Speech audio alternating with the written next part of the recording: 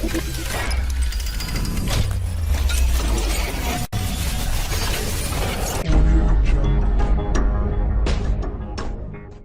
politique mimi anga jamana konna la APM Maliko o cɛdenw kɔni ka sanga ni sunkalo okumu kɔnna ye o sifinakaw ye sunakari dɔ labɛn min kɛla sibirido masikalo tile 23 tɛmɛni san 2024 hippodrome-kaw fɛ yen nɔ u yɛrɛ dagayɔrɔ la. Ni ye ladala ko ye min bɛ sigi san o san APM cɛdenw ani a kanubagaw fɛ okumu min kɔnna la u bɛɛ lajɛlen bɛ ɲɔgɔn kan k'u ka duwawu don ɲɔgɔn ye ani ka ɲɔgɔn bilasira ɲinata kɔni k'u ɲɛminɛlen don u ka directeur yɛrɛ président ni o ye a ɲɛma Modibo Kajoke fɛ. Fɛn min ni parti politique sifinakaw ka bureau vice président ni o ye a ɲɛma danka honorable Mamadou Dafe a ye kuma ta a ka kuma daminɛ la a kɔni ye foli di fɛn min ye APM cɛden kelen-kelenna bɛɛ lajɛlen ma a ye a yira a ka kumaw kɔnɔna la ko ni ne kɔni bɛ kɛ okumu ye min kɔnɔna la olu bɛ ɲɔgɔn kan ko ka duwawu don u yɛrɛ u ka denbaya ani jamana ye o kama k'a bɛ foli di nabaga kelen-kelenna bɛɛ lajɛlen ma fɛn fɛn y'i sen bɔ i kɔnɔ kɔrɔ ka se ka ɲɛɲini lajɛ kɛnɛ kan o kama honorable Dafe a ye a yira k'a fɔ ko a kɔni bɛ duwawu kɛ san wɛrɛ walima san caman u ka se ka sigi ni okumu kelen kɔnɔna la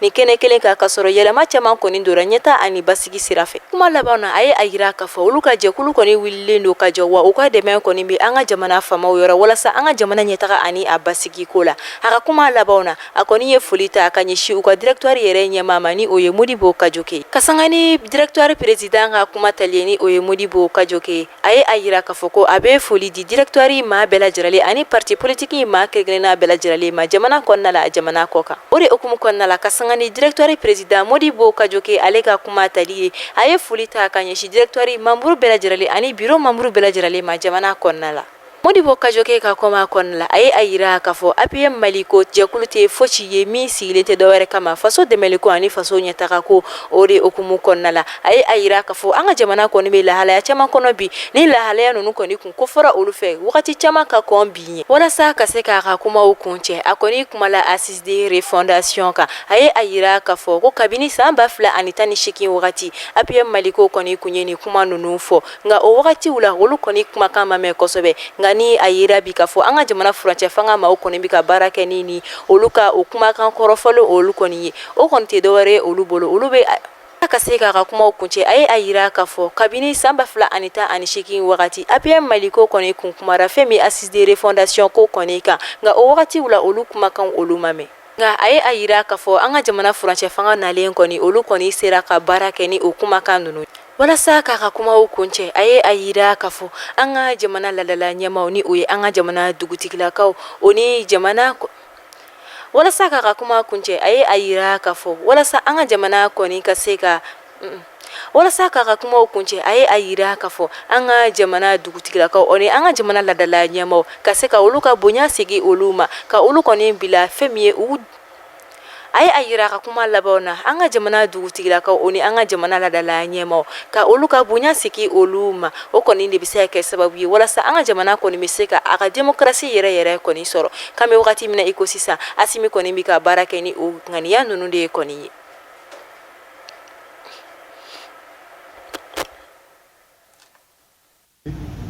Ka duwawu kɛ an ka jamana ye ka duwawu kɛ an ka duw ye donc o hukumu kɔnɔna la bi an ye mɔgɔw wele mɔgɔ minnu nana ka na an ka weleli jaabi a diyara an ye kosɛbɛ an b'a fɔ ko aw ni ce fɛn o fɛn m'aw natɔla sɔrɔ o kana aw seginmatɔla sɔrɔ k'a fɔ an ɲɛna fɛnɛ k'a fɔ ko bon vraiment ala ye ɲinanta nɔgɔya cogo min na san wɛrɛ ta ala k'a yira an na an ka jɛ ka san wɛrɛ ta kɛ ɲɔgɔn fɛ nin kɛnɛ in kan ɲɔgɔn fɛ nin cogoya in na alors vraiment k'an ka foli lase an ka parti ɲɛmɔgɔyasow ma an ka parti ɲɛmɔgɔ n'o ye an ka parti directeur président ye a b'an ka kɛnɛ kan yan nɔ bi a diyara an ye kosɛbɛ an ka foli b'a yɔrɔ a ma to ko parti ko fosi la parti ko o ko n'a wulila n'an y'an kɔfilɛ an b'ale de y'an kɔ donc ka yanni n ka bɔ kuma la n bɛ foli lase an ka commission président ma rupture collective des jeunes jɛkulu dɔ de sigira ni ka organiser a jɛkulu président n'o ye Cɛmɔgɔ Keyita ye an ka foli b'a ye n'i y'a ye nin kɛnɛ in sera ka sigi ka se ka nin baara in bɛɛ kɛ k'a nɔgɔya a bɛɛ ye Cɛmɔgɔ Keyita de sababu ye a n'a ka cɛdenw an ka foli b'aw ye et merci beaucoup vraiment pour la réussite de l'organisation militante et militants du parti an k'an jija an k'an cɛsiri jamana gɛlɛya b'a kan parti gɛlɛya b'a kan nga aw ka faamuya k'a fɔ ko wagatinin kunkurunin de don diɲɛlatigɛ ko wagatinin kunkurunin de don parti bɛ gɛlɛya sɔrɔ wagati dɔ la jamana bɛ gɛlɛya sɔrɔ wagati dɔ la mais n'an jɛra k'an tɛgɛ di ɲɔgɔn ma ka bɛn k'an hakili kɛ kelen ye an bɛ ɲɛ sɔrɔ ko in la an ka foli bɛ an ka ɲɛmɔgɔ ye n'o ye an ka autorité de la transition ye k'a yira u la k'a fɔ ko vraiment k'an b'u kɔ an bɛ k'u dɛmɛ an b'u soutenir n'an seko n'an damayira bɛɛ lajɛlen u bɛ baara min na u ka dɔ fara a kan u bɛ cɛsiri min na u ka dɔ fara a kan an b'a dɔn k'a fɔ k'u bɛ k'u seko kɛ kosɛbɛ jamana kɔnɔdenw ye u bɛ k'u seko kɛ kosɛbɛ walasa gɛlɛya bɛ se ka wuli ka bɔ jamana kɔnɔ an b'a dɔn k'a fɔ ko gɛlɛya min fɛnɛ bɛ yen nɔ an b'a ɲini ala fɛ vraiment u bɛ baara min na ala k'a nɔgɔya u ye ala k'a ɲɛ u bolo bon an tɛ se ka bɔ kuma na fɛnɛ n'an ma foli lase an ka communicateurs ma mɔgɔ minnu bɛ yan bi n'u nana ka na ni événement ni couverture kɛ an ka foli b'u ye vraiment ka f'u ɲɛna ko ala k'an bɛn a ɲɔgɔn wɛrɛ ma donc avec votre permission ne bɛ bɔ kuma kɔnɔ yan nɔ merci. an tilenna yɛrɛ la ala ka sun yɛrɛ da aba ala ka ami an ye ɲɔgɔn sɔrɔ yan bi jeunesse ka invitation na APM Maliko jeunesse y'a invité ne bɛ kuma directoire tɔgɔ la yan directoire tɔgɔ la n bɛ foli k'aw ye ka fɔ a ka invitation in ani waati cogo a bɛ na ni jigisigi damadɔ ye jigisigi fɔlɔ ye min ye jeunesse y'an invité k'a jira ko bi ye donba ye an bɛ kaloba in na n'o ye sunkalo ye silamɛw ka sunkalo ni kerecɛnw ka sunkalo bɛnna maliyɛn bɛɛ ka sunkalo don ko an kana ko ka dugawu kɛ an yɛrɛ ye ka dugawu kɛ jamana ye ka dugawu kɛ farafinna ye o b'anw jigi sigi o b'a jira k'a fɔ la relève est assurée o kɔrɔ ye ko an ye baara min daminɛ ɲɔgɔn fɛ il y a 10 ans que vous êtes prêts à continuer et ça nous rassure au niveau du directoire jigisigi filanan parti daminɛ kuma in il y a 10 ans je crois en 2014 anw de y'a fɔ yan ko par nous par nous par nous ko anw yɛrɛ kolo la anw yɛrɛ kolo la anw y'o fɔ en 2014 jigisigi jumɛn bɛ yen bi n'i ye jamana taabolo ye bi ka transition taabolo ye bi ni par nous pouvons tɛ barikani gɛni o ye par nous takuba gɛni o ye par nous MINUSMA gɛni o ye par nous anw y'a fɔ yan ko ni mɔgɔ tigɛra i yɛrɛ la dɔrɔn i jɔyɔrɔ bɛ dɔgɔya i bɛ ko kɛ i ka da i yɛrɛ la i ka da la k'i yɛrɛ kolo la i bɛ se AES créé la o de kan a ma ban fɔlɔ dɛ dɔw wɛrɛ bɛ sira la ka na bientôt an bɛ sɔn k'o kibaruya mɛn a la ten o fana bɛ fara AES kan pour que farafinna k'a yɛrɛ ta an ka discours la an delila k'a fɔ an y'a fɔ yan depuis 2014 an b'a la k'a kuma fɔ an y'a fɔ yan ko ni jamana in ni farafinna bɛ bɔ n k'a bɛ daminɛ Mali de la yan an y'a fɔ ka tila k'a daluya di fana maliyɛn yɛrɛ kɛcogo ani an ka histoire la an ka présidents ye ko minnu kɛ ka tugu ɲɔgɔn na an y'olu fɔ k'olu rappeler à l'époque n bɛ segin a damadɔni kan c'est très important i b'a daminɛ Modibo tile la Modibo ni tubabu kɛra cogo min na par rapport à l'indépendance an b'o kalama Modibo taara min kɛ Musa nanen ni u taara bol Mitterrand y'a fɔ ko ka démocratie kɛ président kelen dɔrɔn de y'a jaabi o ye Musa Tarawele de ye Musa Tarawele wulila a ko démocratie tɛ se ka kɛ duloki bani kanba ye k'a don an kana diyagoya la Musa Tarawele taara jɔni nana Alpha tɛ Alpha tile la Chirac de tun ye Faransi président ye don dɔ la dɔrɔn Chirac y'a ka avion ta a taara Faransi a taara Dakar ko an ka président bɛɛ k'a kunbɛn yen président kelen dɔrɔn de ma taa o ye Alpha de ye Alpha bɔra yen jɔni nana ATT o ka fanga ni Sarkozy ta bɛnna Sarkozy ye papier dɔ di farafin jamana bɛɛ ma ko bɛɛ ka signé ko n'i ka mɔgɔ bɛ en situation irrégulière en France k'i yɛrɛ mɔgɔ bila ka taa i yɛrɛ de b'i ka policiers bila ka taa ta an ka farafin jamana in bɛɛ a signé fo maa kelen ATT an b'an jɔ yen ko dɔw kɛra olu kɔfɛ an t'an da dɔw la bi sunkalo yɛrɛ kama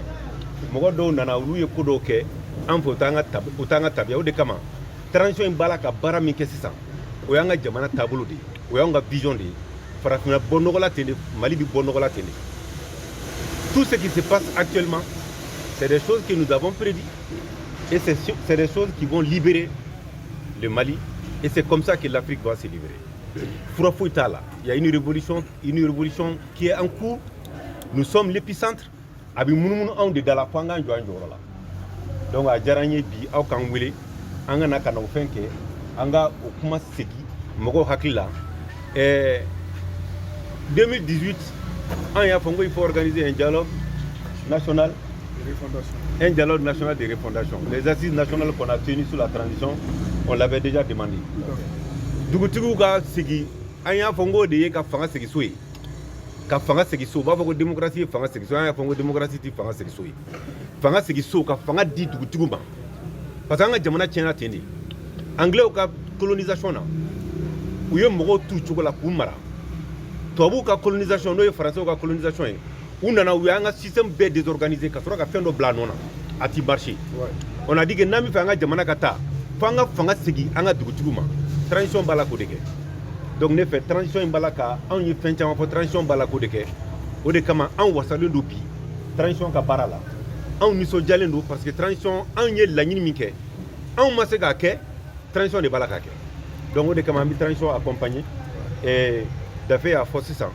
que nous sommes en parfaite harmonie avec cette transition anw ye fɛn fɛn fɔ n ko de ka ɲi jamana ma o baara de b'a la ka kɛ o de kama an wasalen don bi o de kama n ko wasako fila aw y'an wele a diyara n ye o y'a jira que vous êtes prêts pour continuer deuxièmement o kɔrɔ ye ko an ye fɛn min ye a bɛ n'a fɔ ko tilennen don parce que an bɛ baara la n'i y'a ye bi maliyɛn bɛɛ wasalen don sinon gɛlɛya bɛ jamana in kɔnɔ gɛlɛya bɛ jamana kɔnɔ mais maliyɛn t'a la ka kuma n'i y'a ye maliyɛn ti kuma o kɔrɔ ye ko b'a la ka taa sira min fɛ o de ka di maliyɛn ye an b'o sira de kan donc an bɛ dugawu kɛ ala ka jamana in basigi ala k'an ka jamana segin an ma ala k'an ka jamana in kɛ an ta ye conviction kelen de bɛ anw na jamana in bɛ ja fura foyi t'a la an bɛ sira min kan n'an kɔntira jamana in bɛ jira ja fura foyi de t'a la donc an bɛ dugawu kɛ jamanadenw ka bɛn a ko b'o de bolo n'an bɛnna dɔrɔn an bɛ taa AES farala an kan an taara Kidal ko caman kɛra mɔgɔ t'an ɲɛ bilen an yɛrɛ de b'a la k'an ka kɛlɛ kɛ n'i yɛrɛ y'i ka kɛlɛ kɛ i bɛ ti maa wele bilen mais fɔlɔ an ka kɛlɛ tun bɛ mɔgɔw de bolo n'olu taara dɔrɔn an bɛ dɛsɛ tuguni mais bi an ka kɛlɛ kun b'an yɛrɛ de bolo an yɛrɛ de b'an ka kɛlɛ kɛ n'i y'an ka sɔrɔdasiw lajɛ bi tulonkɛ kuma tɛ monter en puissance c'est très clair bɛɛ ɲɛ b'a la marifako la kɛlɛ yɛrɛ degeli la dutu foyi t'a la fura foyi t'a la an bɛ se kɛlɛ la an b'a ɲɛɲini an b'a ɲɛdɔn an yɛrɛ de b'a la k'a kɛ donc o kɔrɔ ye ko stabilité bɛna jamana kɔnɔ wajibi la suburusow bɛ yen hali bi olu bɛ mɛn hali dɔɔni